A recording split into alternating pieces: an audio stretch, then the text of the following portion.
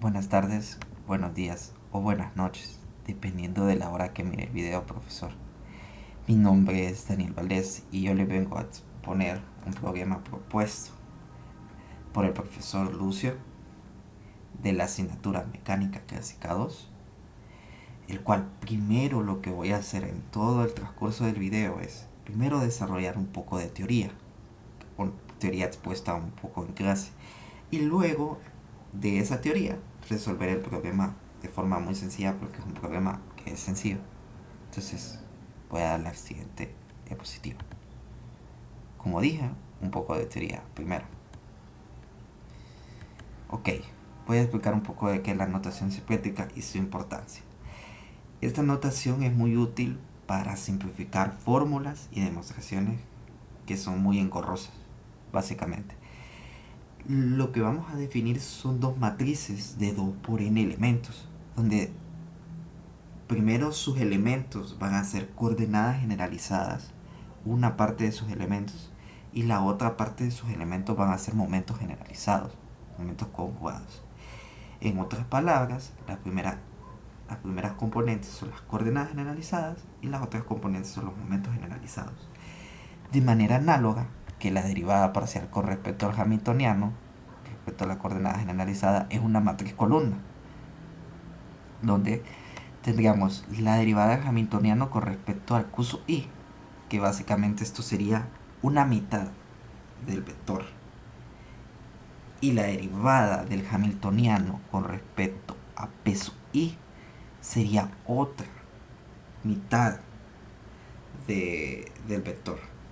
Combinándolo quedaría un único vector columna, ¿ok?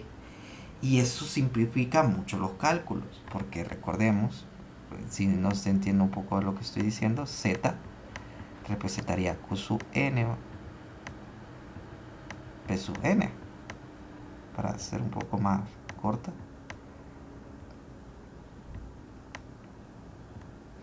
Y la derivada del hamiltoniano con respecto a z sería solamente la derivada con respecto a la coordenada generalizada y el momento generalizado.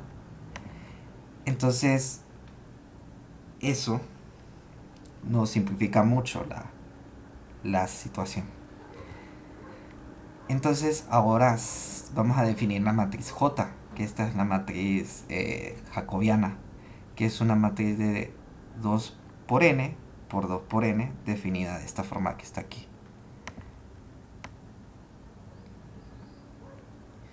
Donde notemos que su traza es una matriz nula y que 1 es la matriz identidad.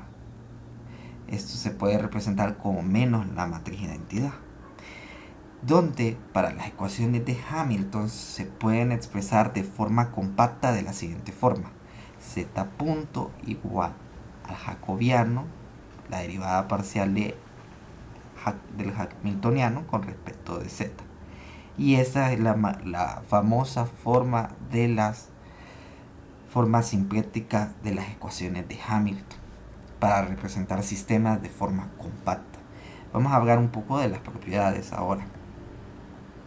Como les había dicho, j al cuadrado va a ser menos la identidad, claramente por la definición que vimos aquí. Bueno, ya se los había dicho también. Donde i sería la matriz de identidad de tamaño 2n por 2n. J transpuesto va multiplicado por J va a ser igual a J por J transpuesto igual a matriz de identidad, y como esta matriz es ortogonal va a ser igual a J, a sacarle la inversa a J, igual a la J transpuesto va a ser igual a menos J.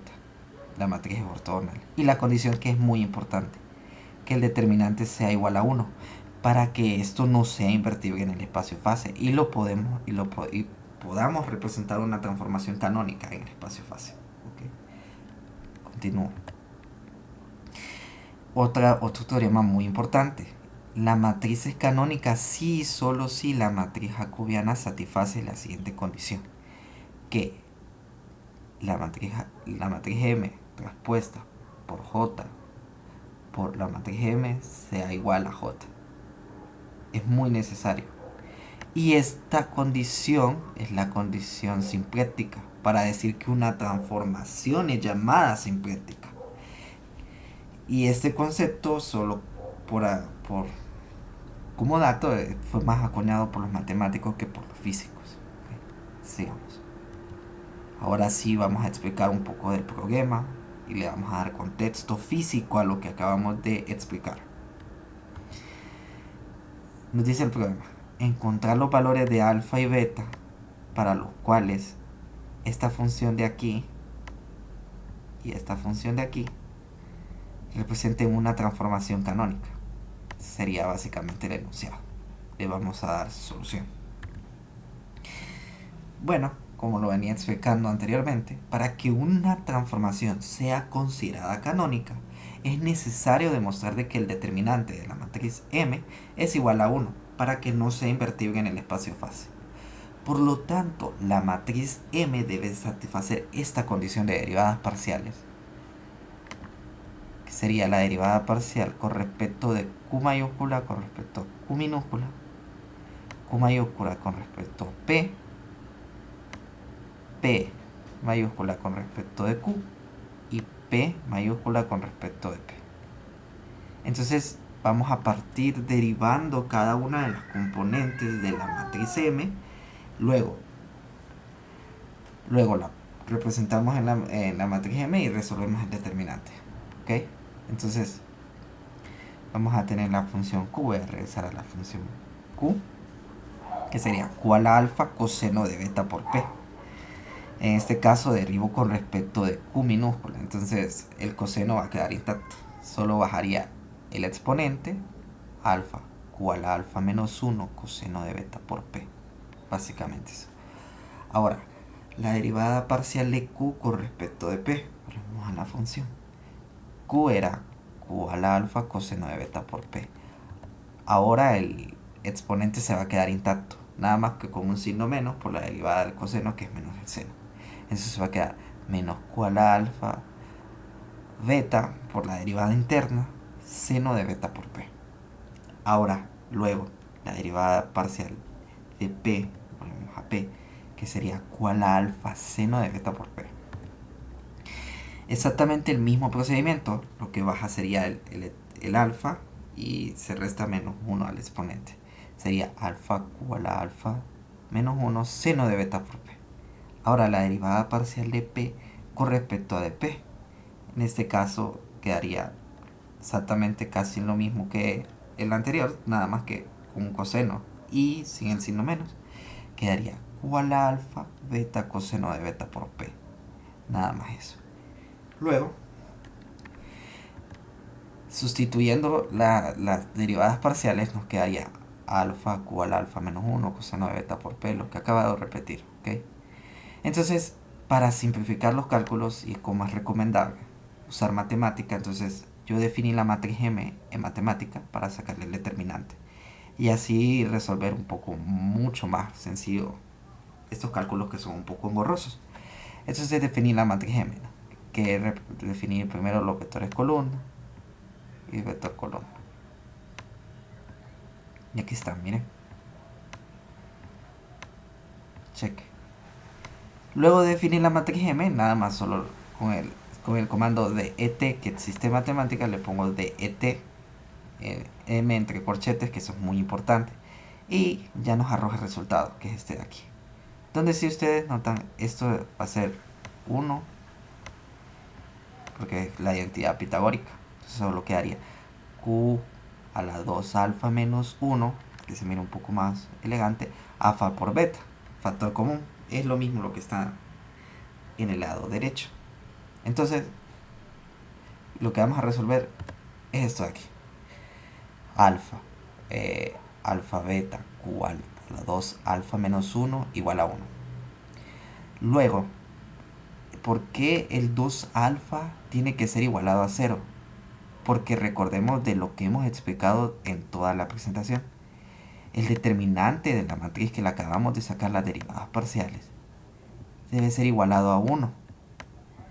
Entonces, 2 alfa menos 1 tiene que ser igualado a 0 para que Q a la a la 0 sea igual a 1 y que cumpla la condición simétrica del determinante jacobiano. Entonces, eso es muy importante notarlo, muy importante. Entonces, básicamente esto es resolver algebraicamente. 2 alfa menos 1 igual a 0 sería alfa igual a un medio.